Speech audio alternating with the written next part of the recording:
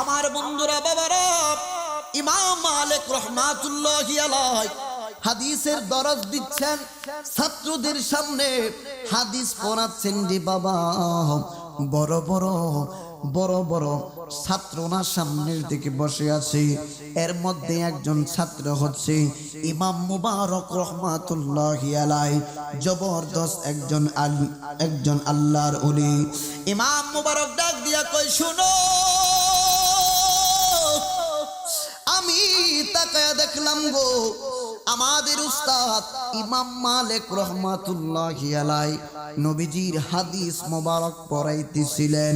আমি তাকায়া দেখলাম আমার উস্তাদের পায়ের দিকে যেই মাত্র তাকাইলাম, তাকায়া দেখি গো একটা বিচ্ছু আমাদের উস্তাদের পায়ের উপরে গিয়ে বসে গেছে। ইমাম মালিক রহমাতুল্লাহি আলাইহি তিনি হাদিসের দরজ দিচ্ছেন, হাদিস পড়াচ্ছেন, খুব মনোযোগ। বিচ্ছুটা একবার দংশন করলো, পায়ের মধ্যে একটা কামড় বসায়া দিল। ইমাম মালিক রহমাতুল্লাহি আলাইহি তিনি পাটা সুতা পরিমাণ, কিসনিত পরিমাণ তিনি নড়াচড়া করেন নাই। ইমাম মালিক ডাক দিয়া বলতেছেন, শুনো,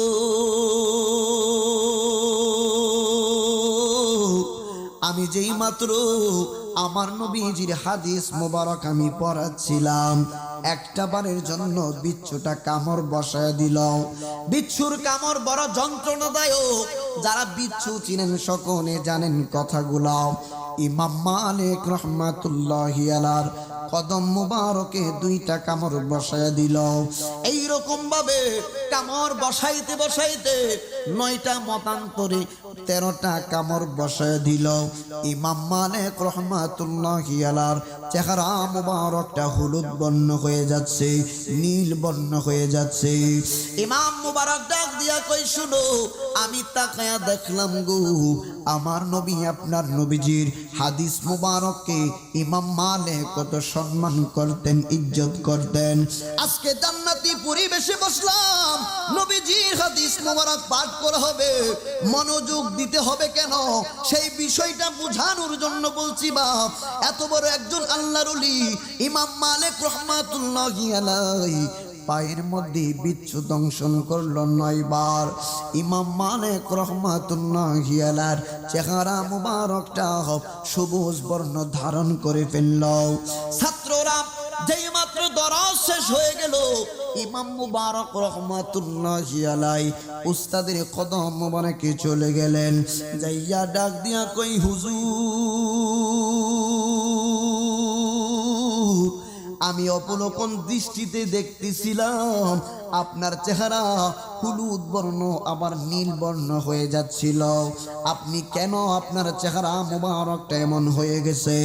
ইমাম মালিক ডাক দিয়া কই, শুনো, আমি ইমাম মালিক যখন নবীজির হাদিস মুবারক বয়ান করতেছিলাম, দরজ দিচ্ছিলাম, একটা বিচ্ছু এসে আমি ইমাম মালিকের কদমে এসে একটার পর একটা দংশন করতে লাগলো, একটার পর একটা কামড় বসাইতে লাগলো।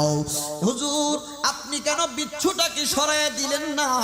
আপনি কেন হাদিস পড়া বন্ধ করে দিলেন না দাদা ভাই? ইঞ্জিমিন টাইম ইমাম মালিক বলে, আমি ইমাম মালিকের জীবনের চাইতে আমার নবী হাদিসের মর্যাদা সবচেয়ে বেশি। আমি ইমাম মালিকের জীবনের চাইতে আমার নবীর হাদিস মুবারকের মর্যাদা বেশি। হে মুবারক, শুনো, আমার যদি জীবনটা পর্যন্ত চইলা যাইতো, নবীজির হাদিস মুবারক বলতে যাইয়া সুতা পরিমাণ আমি ডিস্টার্ব ফিল করতাম না। নবীর কত বড় আশে করে এমন কথা বলতে পারে, সেই হাদিস বলছি এখন শুনুন। আতানি জিবরাইল আলাইহিস সালাম, একদিন জিবরাইল আলাইহিস সালাম আমার নবীর কদম মোবারকে চলে আসলেন। আয়েশা ডাক দিয়া বলতেছেন, নবী গো,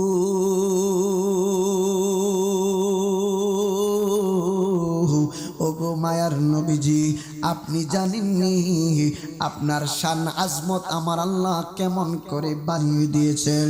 নবী আমার নিজের প্রশংসা তো নিজে নিজে বলা যায় না, নিজের প্রশংসা নিজে নিজে বলাটা শোভা পায় না। আমার নবী হিকমত করে বললেন গো, ক্বাল আল্লাহু আ'লামু, আমার আল্লাহ অধিক ভালো জানেন। জিবরাইল ডাক দিয়া কই নবী গো, আমার আল্লাহ সিদ্ধান্ত নিয়েছে ইদা যুকিরতু যুকিরতা মাই, যত জায়গায় আল্লাহর স্মরণ করা হইব তত জায়গায় আপনি রাসূলুল্লাহর স্মরণ করা লাগবে। সুবহানাল্লাহ। এই যে বলছিলাম বাপ, নবী আমার ওই রাহমাতুল লিল আলামিন নবীজি উম্মতদের জন্য দুইটা শুভ সংবাদ নিয়ে এসেছেন। কিতাবের নাম মিশকাতুল মাসাবি, আলিয়া মাদ্রাসায় আলেম ক্লাসে দাদুভাই পড়ায়। আমি নিজে মিশকাতুল মাসাবি পড়িয়েছি। আমি একটা মাদ্রাসা লেভেলে কলেজ পর্যন্ত আলিম মাদ্রাসার আরবি প্রভাষক এর দায়িত্ব পালন করেছি। আপনার নবী আমার নবীর হাদিস মোবারক, কিতাবের নাম মিশকাতুল মাসাবি, হাদিস নাম্বার 937 নাম্বার হাদিস।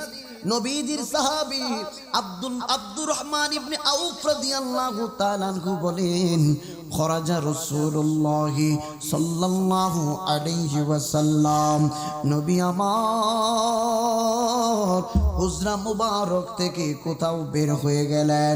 নবীজির সাহাবী বলতেছেন, নবীজি যাইতে যাইতে যাইতে যাইতে হাদিকাতুন মানে বাগান, একটা বাগানের ভিতরে প্রবেশ করলেন। বাগানের ভিতরে প্রবেশ করে আব্বু আপনার নবী আমার নবীজি ফাসাজাদা, অতঃপর নবীজি একটা সেজদা মোবারক দিলেন। একবার জুড়ে বলা যাবে কি সুবহানাল্লাহ? নবীর সাহাবী ডাক দিয়া কয়, শোনো, আপনার নবী আমার নবীজি বাগান মোবারকের ভিতরে আইসা আল্লাহর কুদরতি কদম মোবারকে একটা সেজদা দিলেন। নবীজি মাথা মোবারক উঠাই না, নবীজি মাথা মোবারক উঠাই না। নবীর সাহাবী আশ্চর্য হয়ে গেলেন, কি ব্যাপার, নবী কি দুনিয়া থেকে বিদায় গ্রহণ করলেন কিনা? এত দীর্ঘ সেজদা তো কোনোদিন দিতে দেখি নাই। নবীজির সাহাবী বড় পেরেশানির মধ্যে পড়ে গেছে। রহমাতুল লিল আলামিন নবীজি যদি দুনিয়ার বুকে না থাকেন, আমরা সাহাবা কেরাম থেকে কি লাভ হবে?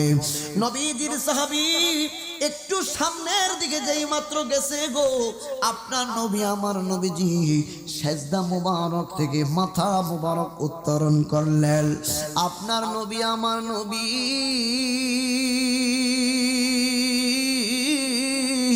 ডাক দিয়া বললেন, এ আব্দুর রহমান, এদিকে আয়, এদিকে আয় রে পাগলা। ইয়া রাসূলুল্লাহ, নবীজি এত দীর্ঘ সেজদা কেন দিলেন গো? আপনার নবী আমার নবী বললেন, পাগলা শোনো, এই মাত্র জিবরাইল আল্লাহর পক্ষ থেকে ওহী নিয়ে আসছে। ইয়া রাসূলুল্লাহ, নবী গো কি ওহী নিয়ে আসছে?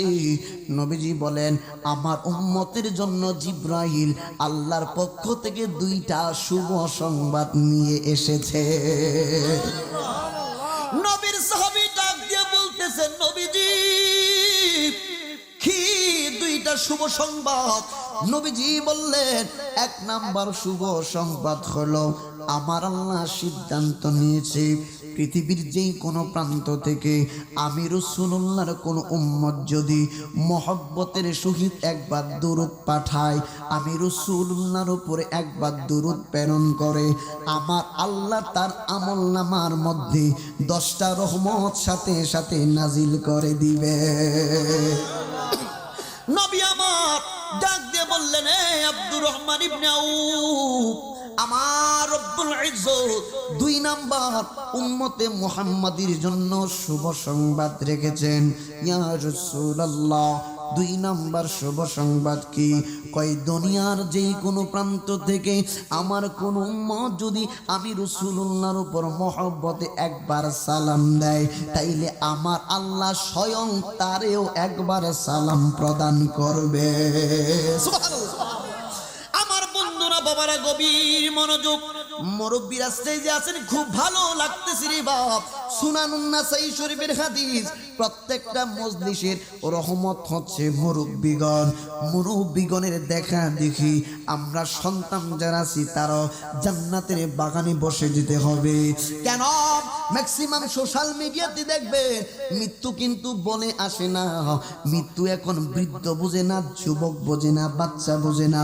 ম্যাক্সিমাম দাদু ভাই দেখতেছি সোশ্যাল মিডিয়াতে ম্যাক্সিমাম মানুষ মারা যাচ্ছে, ম্যাক্সিমাম যুবকরা অ্যাক্সিডেন্টে মারা যাচ্ছে, বাইক অ্যাক্সিডেন্টে মারা যাচ্ছে। এই যে বিভিন্ন অ্যাক্সিডেন্টে মারা যাচ্ছে বিভিন্ন ভাবে। মুরব্বীরা যত বয়স বাড়বে আমার রব্বুল ইজ্জত তাদের জীবনের গুনাহগুলি আস্তে আস্তে করে মাফ করে দেয়। ও তোর পিছে পিছে ঘুরছে সমন, পিছে পিছে ঘুরছে সমন, কোন দিন জানি তোর হবে সমন জারি।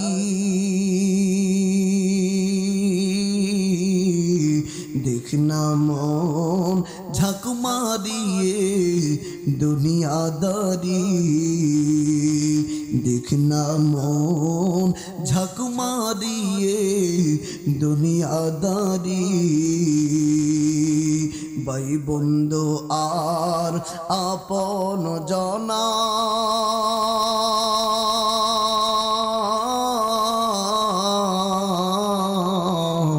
সঙ্গে তোমার কেউ যাবে না, ঠিক না বেঠি?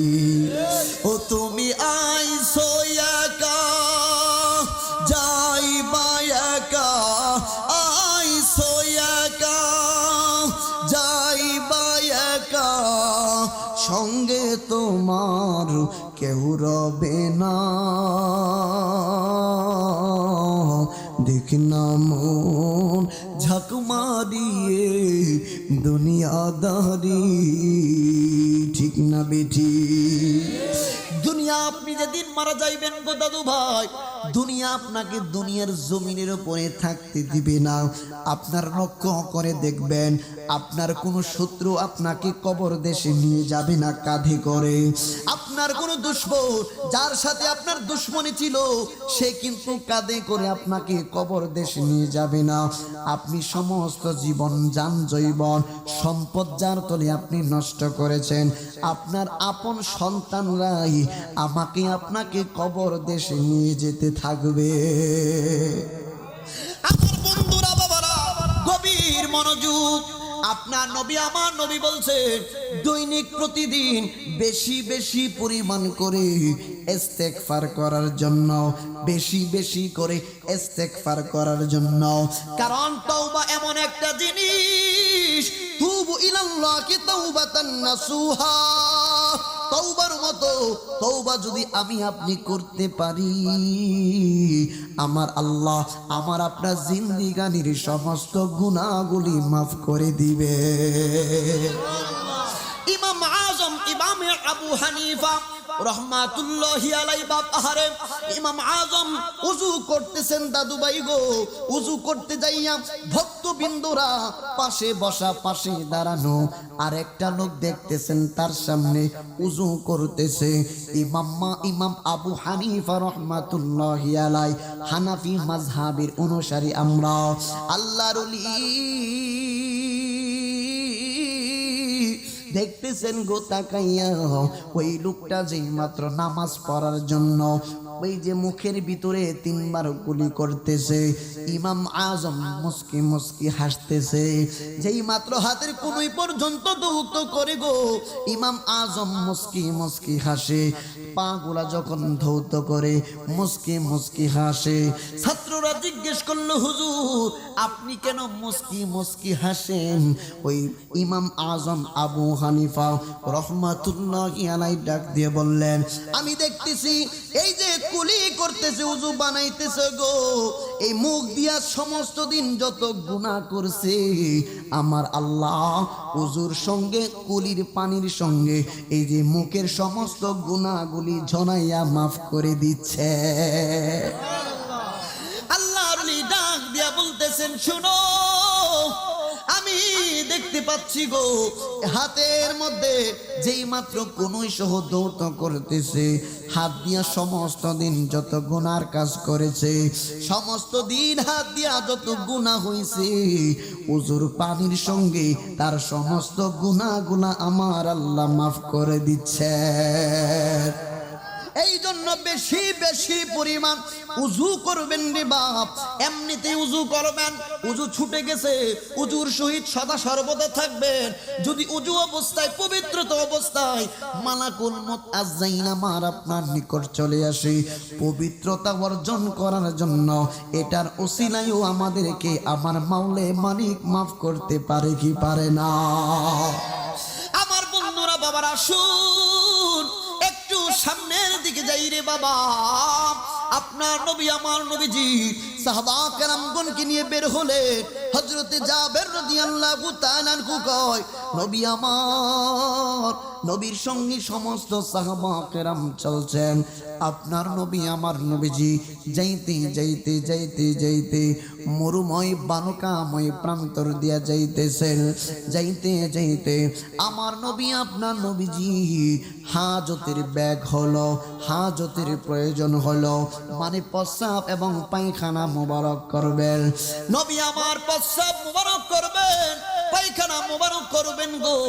আপনার নবী, আমার নবীজি তাকিয়ে দেখলেন মরুময় বালুকাময় প্রান্তরে গাছের কোনো দশা নাই, গাছের লেশ মাত্র পর্যন্ত নাই। নবী আমার সামনের দিকে যাইতে লাগলো গো। হযরতে জাবের রাদিয়াল্লাহু তাআলা আনহু কয়, আমি নবীজির পিছু পিছু পানি মোবারক নিয়ে যাইতে লাগলাম। হঠাৎ করে তাকায়া দেখি গো আপনার নবী, আমার নবীজির সামনে দুইটা খেজুর গাছ দেখা যায়। সুবহানাল্লাহ, দুইটা খেজুর গাছ দেখা যায়। কিতাবের নাম খাসাইসুল কুবরা, আল্লামা জালালউদ্দিন সুয়ুতী রাহমাতুল্লাহি আলাইহি বড় চমৎকার ভাবে হাদিস কোট করেছেন। আপনার নবী, আমার নবীজি দুইটা খেজুর গাছের সামনে চলে গেলেন। এই যে দেখবেন গ্রামের মধ্যে মানুষ গরু চড়াই, রশি ধরে টান দিলে গরুগুলা পিছনে পিছনে ছুটে, ঠিক না বেঠি? গরুর রশি ধরে যে মাত্র আপনি টান দেন, গরু আপনার পিছনে পিছনে ছুটে। আপনার নবী, আমার নবীজি একটা খেজুর গাছের ডাল মোবারকের মধ্যে ধরলেন। ধরার পরে আপনার নবী, আমার নবীজি বলছেন, ইনকিয়াদি বিইজনিল্লাহ, ইনকিয়াদি বিইজনিল্লাহ। হে গাছ, হে খেজুর গাছ, আল্লাহর হুকুমে আমি রাসূলুল্লাহর অনুগত হয়ে যাও। আমি রাসূল জাগা বলি, তুমি তাকা শোনো। আপনার নবী, আমার নবীজি এই যে খেজুরের ঢাল ধরে যেই মাত্র পিছন থেকে টান দিছে, গরুর রশি ধরে টান দিলে যেমনি করে মানুষের পিছু পিছু ছুটতে থাকে, হাঁটতে থাকে, আপনার নবী, আমার নবীজি খেজুরের ডাল মোবারক ধরে টান দেওয়ার সাথে সাথে খেজুর গাছটা মানুষের মতো পিছনে হাঁটতে শুরু করলো। রহমাতুল্লিল আলামিন নবীজি আর একটা খেজুর গাছের মধ্যে গেলেন, আবার ঢাল মুবারকের মধ্যে ধরলেন রে বাপ। আসছে সামনের দিকে, বড় চমৎকার কথা বলবো, কথাটা শেষ করে নেই। আপনার নবী, আমার নবীজি রহমাতুল্লিল আলামিন নবীজি আরেকটা খেজুর গাছের ঢালের মধ্যে ধরলেন, আবার আগের মতো করে টান দিলেন। নবী আমার আগের মতো টান দেওয়ার পরে গো ওই গাছটাও গরুর মতো, ঘোড়ার মতো, মানুষের মতো হাঁটতে হাঁটতে আমার নবী, আপনার নবীর পিছু পিছু চলতে লাগলো। জাবের রাদিয়াল্লাহু তাআলা আনহু কয়, পৃথিবীর মানুষ শুনো, আমি তাকায়া দেখলাম গো আপনার নবী, আমার নবীজি দুইটা গাছকে একত্রিত করার পরে আমার নবী আদেশ দিলেন, হে দুইটা গাছ শোনো, আমি রাসূলুল্লাহ হাজত সারব, তোমরা দুইটা গাছ আমি রাসূলুল্লাহকে একটু আড়াল দাও, একটু আড়াল দাও, আমি রাসূলুল্লাহকে একটু লুকিয়ে ফেলো। জাবের রাদিয়াল্লাহু তাআলা আনহু কয় গো আপনার নবী, আমার নবীজি হাজত মোবারক যখন শেষ করলেন, হাজত মোবারক শেষ করার পরে আমার নবী সামনের দিকে আসতেছেন, সামনের দিকে হেঁটে হেঁটে আসতেছেন। আপনার নবী, আমার নবীজি হঠাৎ কইরা সামনের দিকে একটা জায়গার মধ্যে দাঁড়িয়ে গেলেন, স্থির হয়ে দাঁড়িয়ে গেলেন। জাবের রাদিয়াল্লাহু তাআলা আনহু ডাক দিয়ে বলতেছেন, নবী আমার, এই মাঝ বরাবর নবীজি কেন দাঁড়িয়ে গেলেন? হঠাৎ করে রহমাতুল লিল আলামিন নবীজি ডান দিকে কিছুক্ষণ তাকাইয়া রইলেন, আবার বাম দিকে কিছুক্ষণ তাকাইয়া রইলেন। আমার নবীর সাহাবার সামনে আইসা ডাক দিয়ে বলতেছেন, ইয়া জাবের, একটা দৌড় মারো তুমি খেজুর গাছের মধ্যে। নবী গো, খেজুর গাছের মধ্যে যাইয়া কি করব? ও জাবের, তুমি দুইটা ঢাল ভাঙবা, পাথরটাকে তুমি ধারানো করে নিবা। দুইটা এই যে খেজুর গাছের দুইটা শক্ত এবং মজবুত এবং কচি ডাল কাটবা। ওই দুইটা তরতাজা মজবুত দেখে দুইটা ঢাল কাটার পরে আমি রাসূলুল্লাহ ডান দিকে একবার তাকাইছিলাম, ডান দিকে একটা এই যে খেজুর গাছের ডাল তুমি মাটির মধ্যে পুঁতে দিবা, গেড়ে দিবা। আরেকটা ডাল আমি রাসূলুল্লাহ বাম দিকে তাকাইছি, আর একটা ডাল বাম দিকে তুমি গেড়ে দিবা। সাহাবী নবীকে কোনো প্রশ্ন করে না, একটা তোর বললেন, নবী গো, আপনি রাসূলুল্লাহ আদেশ মানার জন্য আমি প্রস্তুত আছি, লাব্বাইকা ইয়া রাসূলুল্লাহ। নবীর সাহাবী একটা দৌড় মারছে, দৌড় মাইরা খেজুর গাছ থেকে দুইটা ঢাল ভাঙলেন। দুইটা ঢাল কাটার পরে নবীজি ডান দিকে তাকাইছিলেন, ডান দিকে একটা খেজুরের ডাল গেড়ে দিলেন। বাম দিকে তাকাইছিলেন রে বাবা, আর একটা ডাল বাম দিকে এইভাবে গেড়ে দিলেন। সাহাবী আয়েশা ডাক দিয়া কই, নবীজি, ইয়া রাসূলুল্লাহ, নবী গো, আপনি রাসূলুল্লাহর আদেশ আমি মানার পরে আমার কৌতূহল জাগলো, আপনি কেন ডান দিকে তাকাইলেন? ডান দিকে খেজুরের ডাল কেন আপনি গাড়ার জন্য বললেন? নবী আমার ডাক দিয়ে বলতেছেন, জাবির রে, আমি রাসূলুল্লাহ যেই মাত্র আসতেছিলাম, আমি ডান দিকে তাকায়া দেখি কিছু কবরস্থান দেখা যায় গো, কিছু গুরুস্থান আছে, মানুষগুলা কবর দেশে শুয়ে আছে। আমি বাম দিকে তাকাইয়া দেখি আরো কিছু কবরস্থান দেখা যায়। নবী গো, আপনি কেন ডান দিকে দীর্ঘক্ষণ তাকায় রইলেন? বাম দিকে কেন দীর্ঘক্ষণ তাকায় রইলেন? আমাকে কেনই বা আপনি এই কবরের উপরে আপনি খেজুর গাছে তরতাজা ঢালগুলা গেড়ে দেওয়ার জন্য বললেন? নবী আমার চোখে পানি ফেললেন আর ডাক দিয়ে বললেন, জাবের, আমি রাসূলুল্লাহ তো উম্মতের জন্য পাগল, আমি রাসূলুল্লাহ উম্মতের কষ্ট সহ্য করতে পারি না।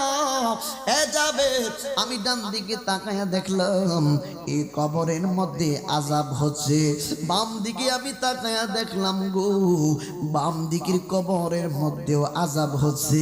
তাইলে বোঝা গেল কবরের আযাব সত্য।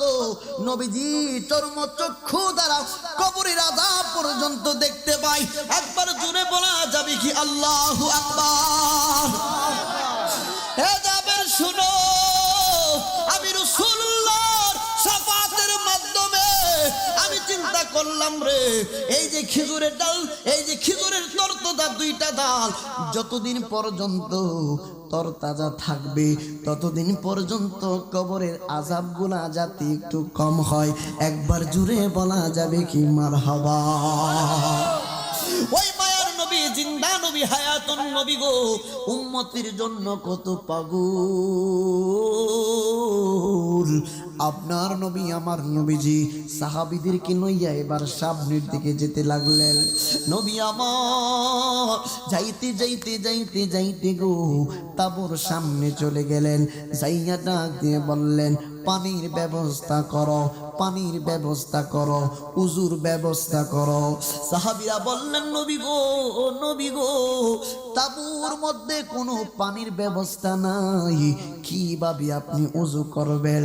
রহমাতুল লিল আলামিন নবীজি উম্মতের জন্য কত পাগল, উম্মতকে কিভাবে নাজাতের ব্যবস্থা করা যায় নবী আমার সদা সর্বদা সেই চিন্তায় পেরেশানির মধ্যে থাকতেন।